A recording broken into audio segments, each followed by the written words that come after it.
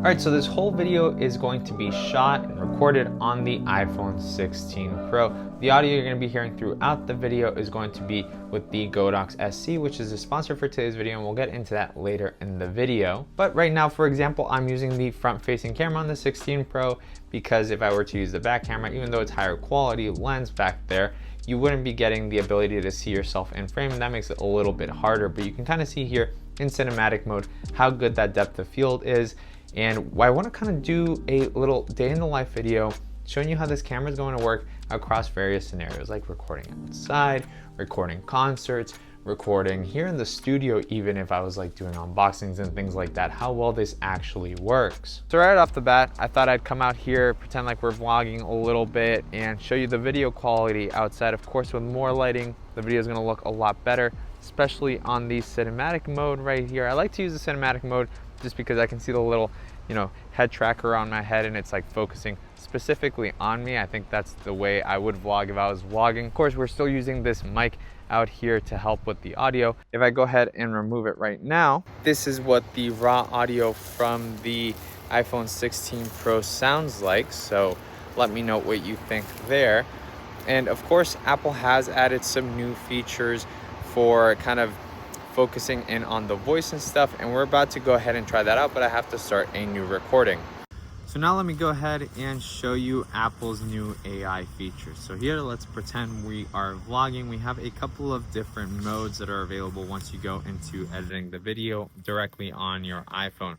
Now, I'll kind of put titles down here in the video so you can see which mode I have gone ahead and switched to. I do want to make a specific note about the studio mode, which is kind of, to just really focus and hone in on your voice and make it sound like you're inside a studio. I think that was definitely designed to kind of be inside of your own room. And when you're there in a hotel room or, you're just filming someone in a room and you want to really isolate their voice, that's where it really, really works. But here I am still using the front-facing camera here and using cinematic mode.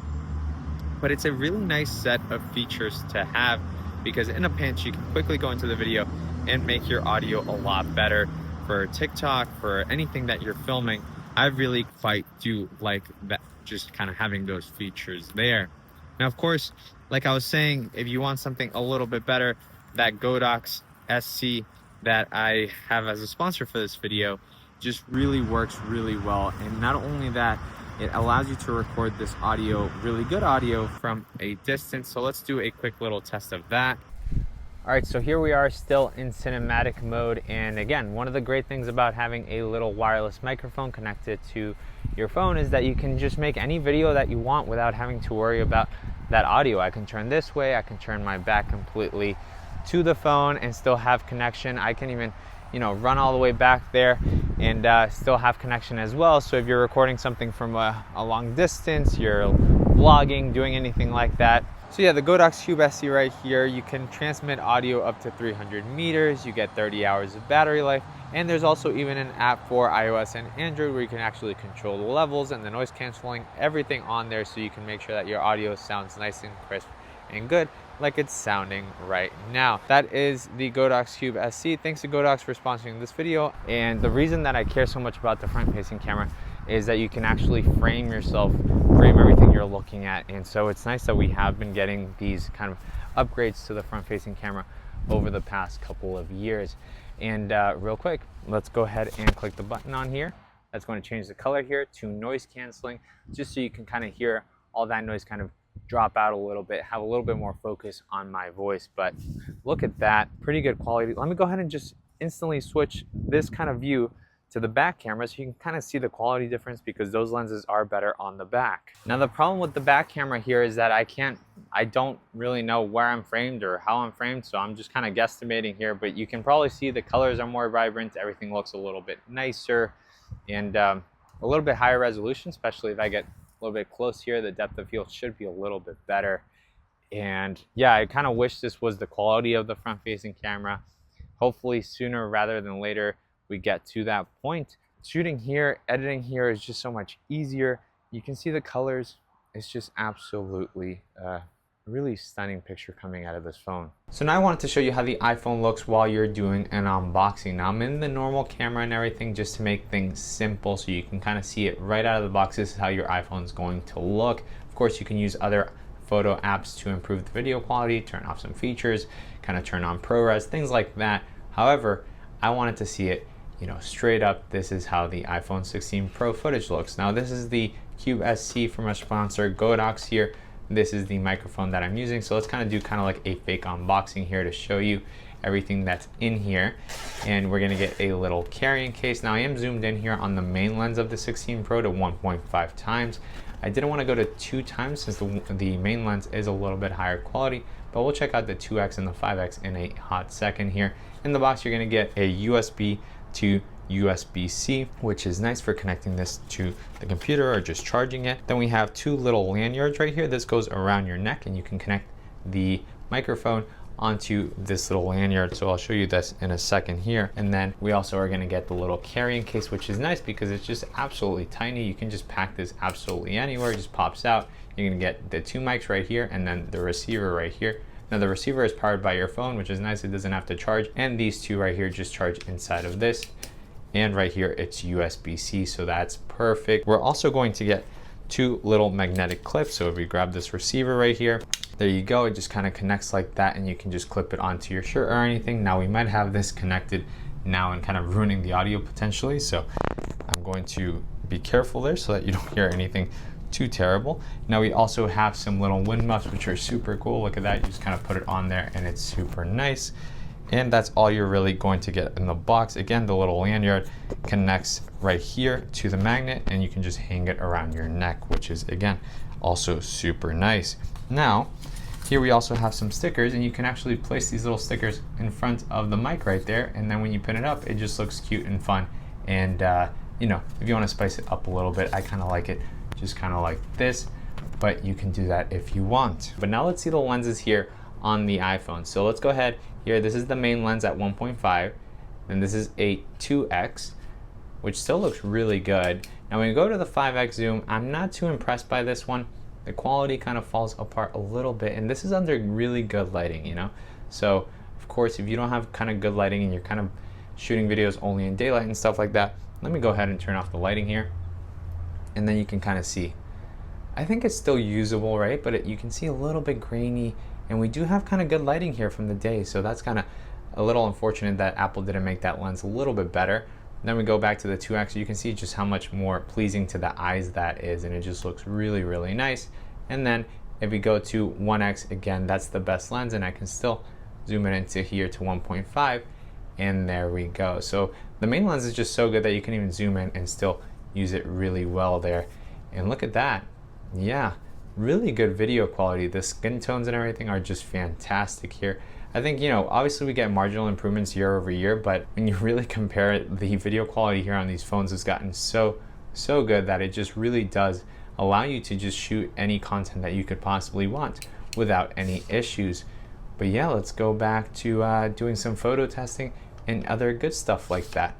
So now let me show you Apple's AI audio effects kind of here in a studio. That way you can kind of see how the voice changes and kind of improves. Right here, take note really of the ambient sound. Here we'll kind of check the noise floor so you can hear that. And more importantly, kind of that echo that kind of echoes around the room. That's kind of one of the biggest issues with sound, is if you get echo, it's just so distracting for the viewer. And so here we put it in studio mode. It should get rid of all that echo. My dog is kind of tippy tapping in the background, so you might be hearing that if he's running around, but that echo is kind of basically gone. So for kind of a quick little just improvement in audio, it's a really, really nice feature and really great to see. It's not the best. At times it can sound a little bit too much like robotic, and you can kind of change the adjustment. That way it's like 50%, 100%, 20%, and kind of play with it around so that way it's kind of sounds a little bit more natural.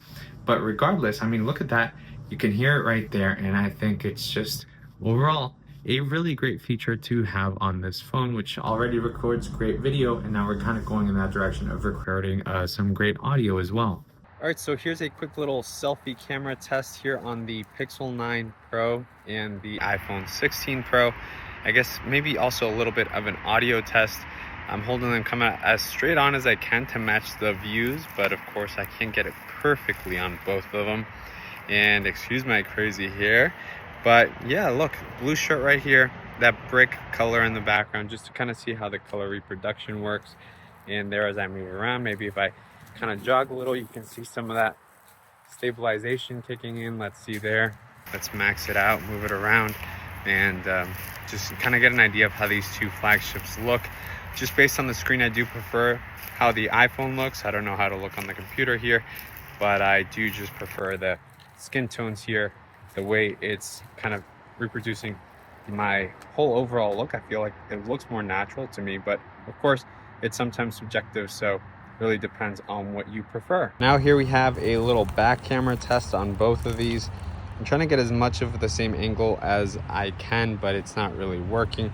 Here is just so you can see kind of the skin tones, like how does that look against these dried leaves. Let's see this rock over here, just kind of how it looks. And we can go ahead and let me go ahead and switch to the 5x telephoto on these right there. And hopefully you can kind of see there which camera do you prefer. As I move around, both of them start looking really choppy. Let's go here to the 2x. That's the 2x right there. Much better for both of these. And stabilization looks to be quite similar on both of them as well.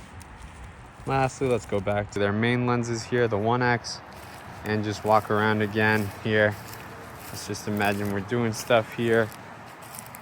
There's some sand. Dun. We got a tree over here. Let's get nice and close right here. See that autofocus on both of these, depth of field there. You might be able to see it. Quite nice there. So yeah, hopefully this gives you, I think this is just kind of a good judge of like what colors you like more, and that's the camera you're gonna like more. It doesn't really have to be an in-depth look. Oh look, we got a squirrel up here. Can we get it on the 5x? Yep, we got it there. Let me try the Pixel now. Ooh, I don't know if I got the Pixel. I can't see both screens that perfectly, but oh, she's gone. Well, that's how you would use the 5x. She's back there somewhere. She's spooked. But yeah, hopefully that gives you kind of an idea on both of these cameras right there. Now here we are indoors, and then we got a couple colorful stuff here so you can see again that color reproduction. It's going to be a little bit different indoors. Excuse my dog's nails on the background, tippy tapping here on the floor, but there you go. Look at that. And let's go 2x right here on these right there. Definitely neither look like real life right now, but they both are giving some nice image right here. I do like that. The stitch here is a lot more vibrant on the Pixel here from what I'm looking at. It really pops with that blue, but this green flower is a lot more vibrant on the iPhone, which is interesting. So they just got different, choices in how they're going to reproduce the color. So it really depends on what you like. And again, we are kind of like in, normal indoor home dim lighting. So keep that in mind. And let's do 5x here, which is both of their worst lenses here. I gotta say, I think the Pixel one looks better. I'm not sure. Both of them look a little grainy though. So just not a great lens overall for many occasions. I think it's just kind of there for just the sake of it, and it's, I guess, nice to have. All right, so here we have again the Pixel 9 Pro XL and the iPhone 16 Pro. There you go. This is the video quality top down. Again, let me go ahead here into the 16 Pro, close up so you can see, and then let's go ahead into the Pixel 9 Pro right here. Again, close up, just to give you an idea, if you were to use this camera to make a video for YouTube or something like that, how it would look. Again, which one is your favorite here on colors and everything? I can't really see the screens from where I'm standing here, but I'm thinking they're both definitely producing completely different looks here and colors. More importantly, I'm looking kind of at skin tones. I'm looking at kind of how the background looks, maybe things that aren't too crushed and more pleasing to the eye. I wonder which one is better in this scenario. But yeah, that's kind of how it's going to look. Now here I wanted to add a few photos comparing the Pixel 9 Pro versus the iPhone 16 Pro just so you can get an idea. And after looking at both of these phones with pictures specifically, I gotta say they're both absolutely fantastic. There's a lot of situations where the Pixel outperforms the iPhone and how it ends up processing the image, and then vice versa. On these, I would have to call it, they're both equally as good. Really where I stand here is that the video for me on the iPhone is just significantly better in a lot of ways. And that's what ends up making that the best camera on a smartphone. I really wish Google would pay a little bit more attention to their video features and their video quality, because then they would have truly something really special. But for now, the iPhone still reigns supreme for me. It just, I think, absolutely fantastic in the video front and still really good in the photo front. And it makes it overall the best thing that I want to have in my pocket. So take a look at these pictures. Let me know what you think here, the differences down below in the comments. And I'm comparing it only to the Pixel 9 Pro because this is the only other phone that I like right now on the market. I don't like any of Samsung's phones enough to actually even use daily to take pictures or video. I don't like the way they process colors. I'm just personally not a fan. For me right now, it's really Pixel or iPhone, and that's it. So let me know what you think down below in the comments. And now next up, I wanted to show you some footage of ACL just kind of at night, at dusk. Raw footage, unedited, so you can hear kind of just how the audio is recorded here on the iPhone, as well as just so you can see the overall kind of video quality at night.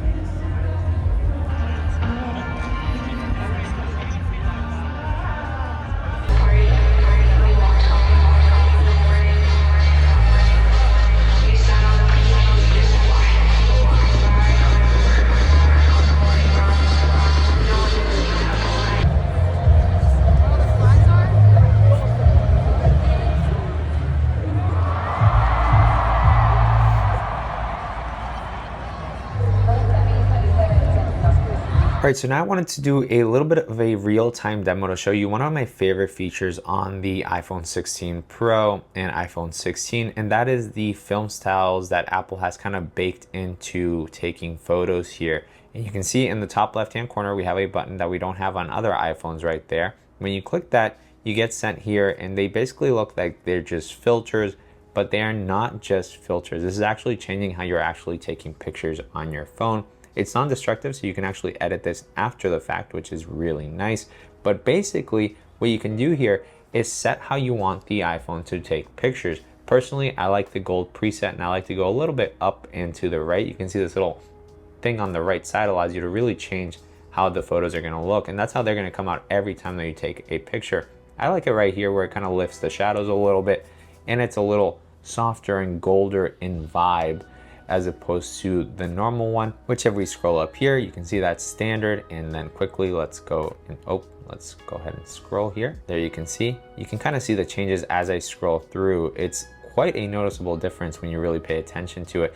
And one thing that people really like is to make things look like they come out of a real camera. You can kind of bring it down into the right to kind of crush the shadows a little bit more. So it gives it a little bit more depth. As you can see there, all the blacks are really just kind of just crushed a bit. I don't personally like that, but if you like that, of course, then here is the option to do that.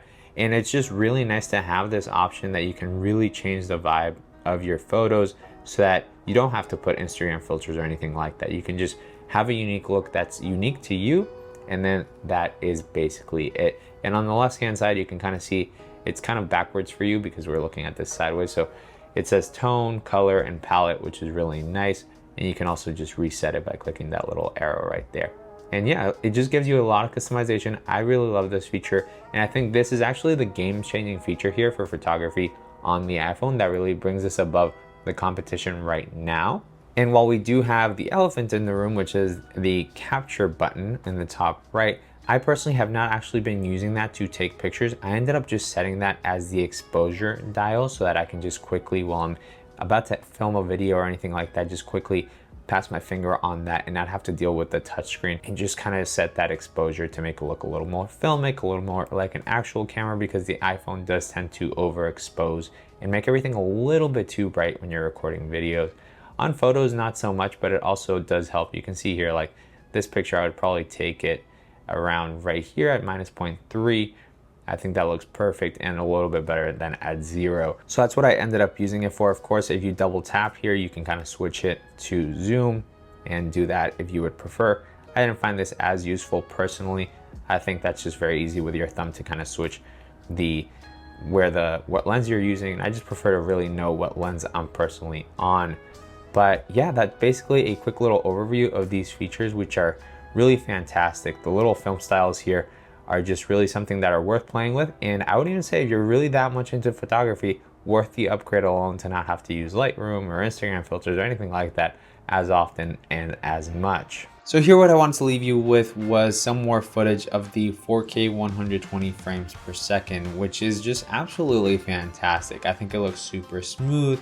It gives the footage a really cinematic quality, or you could use this for B-roll. You know, if you really frame this up, if you really use this in the right way, you could really add a really good angle to whatever video you're making or story that you're telling. Heck, even if you just want to use this for your pets, for your kids, whatever, I think the footage is going to be really nice, and it creates a very, I don't know, memorable look to it. Now with that, portrait mode is absolutely fantastic as well. It's better than it has ever been. All the corners and all the pictures that I take are really nicely finely cut, which look really, really nice. And that's basically the case with all 3 lenses. Like, it's actually quite impressive. It just works really well. It takes a second definitely to actually render out this footage. Like, you can't just take the picture and then instantly go look at it. It takes a hot second for it to kind of clip out what it needs to clip out, but it works really well even without people. You can see the phone here. That's straight out of the camera, straight out of the phone, just portrait mode. And I think it did a really great job of clipping out that phone in the hand and blurring out the background. Then just some general shots here so you can see the camera quality. There are some color differences between the lenses, and things don't remain perfectly consistent depending on what you do, because the iPhone does kind of change the processing based on what it's looking at. But overall, I get fantastic shots over and over. Now with a lot of these shots, I would feel like I have to edit them just a tiny bit before using them for social media, or I wanted to print them, just because some of the colors don't pop as much as I want to. I totally would be perfectly fine making this my main camera on a whole trip, and the shots and the things that I'll get would be fantastic enough where if I just wanted to make them look like they came out of a more professional camera, I could just edit them a little bit in Lightroom and they would look like that. But overall, this was just a look at the camera on the iPhone 16 Pro. Thanks to Godox for sponsoring this video, and I'll catch y'all in the next one. Goodbye.